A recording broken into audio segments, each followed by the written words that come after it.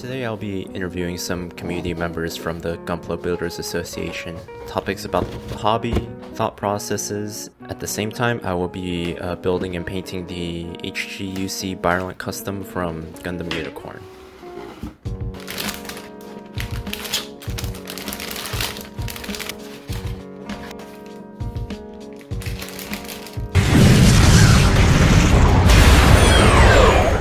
I was visiting my comic shop, as I do, and I saw that they had a Gundam Wing kit, and that brought back a bunch of nostalgia. So I picked it up, I put it together, and I was like, I want to paint this thing. And it just exploded from there. It wasn't very good painting, but I tried.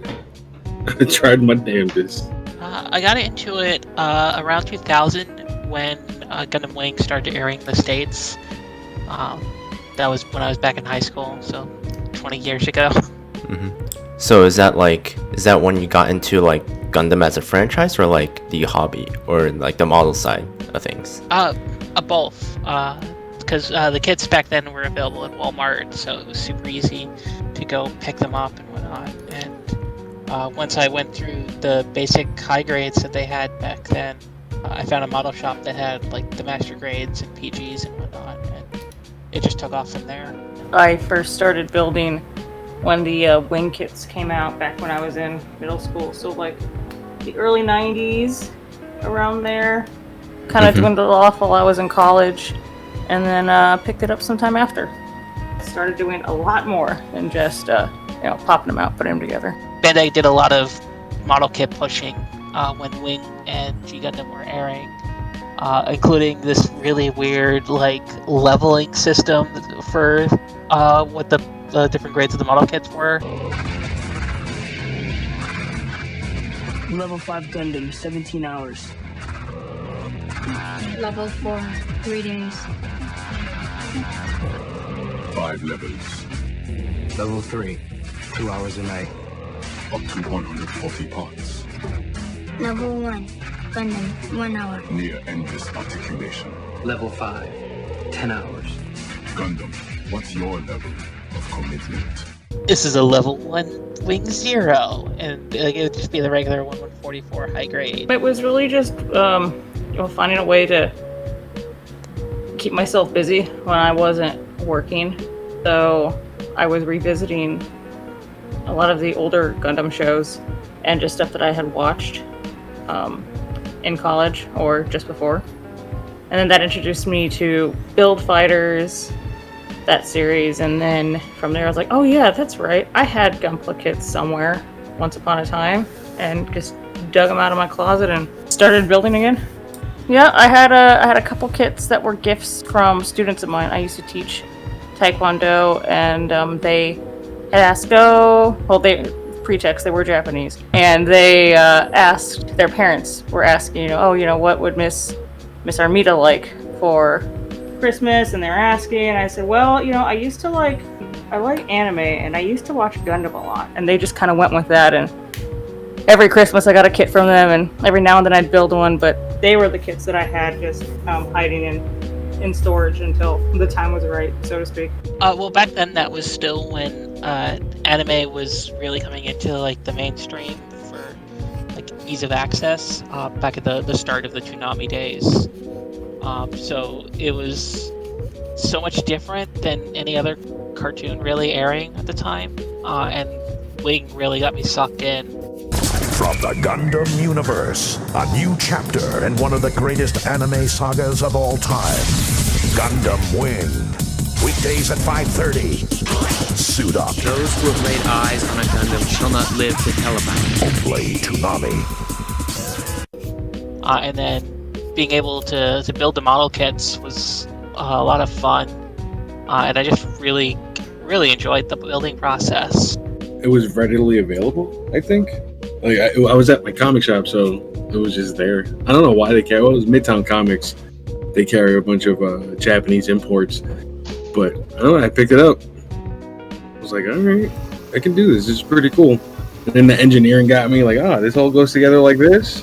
Building a master grade, like engineering's nice on master grades. It just kind of in the moment depends what I'm what I want the theme of my build to be. I do a lot of planning beforehand once I get an idea, so that could come from, oh, here's an idea for a mashup, or what if this suit existed in this universe and whatnot. But from there, I do a lot of R&D. So I have a sketchbook full of notes, everything, references that I want before I actually start diving in, just to kind of get the overall feel and game plan for what I want the theme of my build to be. I generally try to come up with a plan before I really start building anything, which sometimes are like recreating a scene from the anime, or I did one that was based on a Renaissance painting. Just like, I got an idea in my head looking at a kit of, I want to do something with that kit, and figuring out what I can do with it, what sort of things would go well with it. I try to like think about how things will look in a three-dimensional space in my head, and then I'll do some like preliminary sketches of like where placement of things are going to be, how a pose is going to look, and then as I'm building out the different parts of it, I'll still like modify from there to see what works out better in reality than like what worked in my head. And it's a lot of trial and error and just thinking like, well, if I want this model kit to be flying, how am I going to support it and not make it be super obvious with like a giant hole in the middle of the diorama? Normally, like if I'm thinking about a competition, it might have to do with the competition. Like OMC was an original mech design. Horror Plug, it has to be like horror themed. But like if I'm building for myself, I build what I want. If like to get an idea, it's like what would be fun to do to this thing.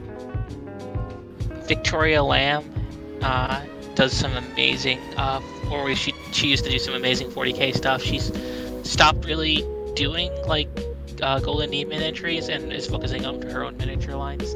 But she did a number of pieces back in the day that were just absolutely amazing. She did a Sister of Battle fighting an orc mech where the sister is just being supported in the air by flames coming out of her gun. And it's just some amazing paintwork with object source lighting, and it's beautiful. Elizabeth Beckley is another miniature painter. She does most of Kingdom Death's studio models, and like a lot of those models are tiny details, so getting to see them all get brought out with amazing paintwork is just awesome. There's P0, is a modeler that I follow on YouTube pretty religiously.